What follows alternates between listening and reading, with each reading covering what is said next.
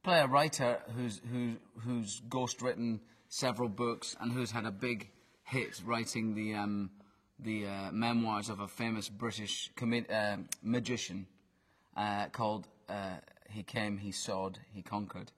And I think he's written kind of celebrity memoirs, you know, celebrity biographies.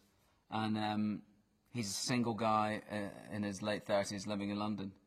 He's kind of cheeky and, you know, doesn't have a great deal of time for people. He's not necessarily very polite.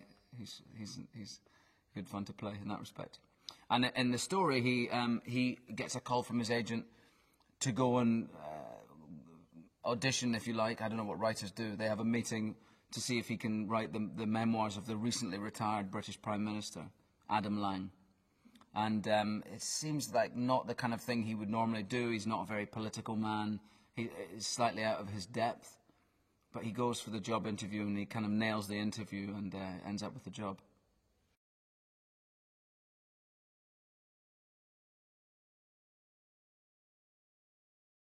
The memoirs have been started by a friend of Adam Lang's, a guy called Makara.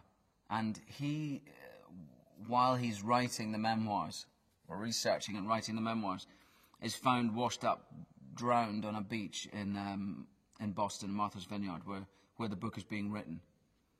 The location for most of the movie is this amazing house owned by the American publisher.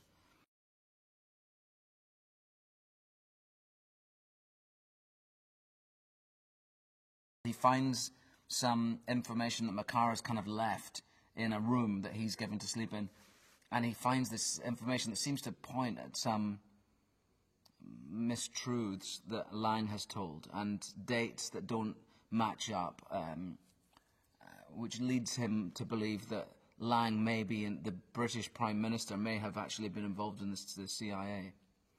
And as this unravels, our ghost gets more and more in trouble.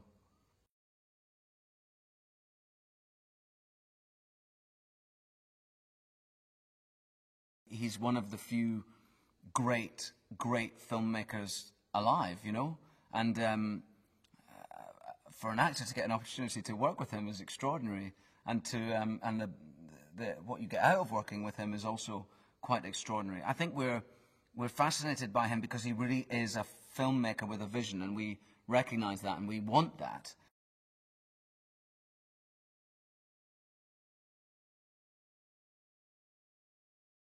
He's fantastic. I mean, he really is he's a great actor for the Prime Minister. It's been great working with him, you know. Wanted to work with him for ages, Pierce. He's just got he's got that lovely sense of somebody, and you see it in moments that we're just shooting just now, the moment where I see him outside on the phone and he gets the phone call and he's angry and smashes the phone down, but he's quite charming in the scenes with me, but he really plays that kind of a man of great power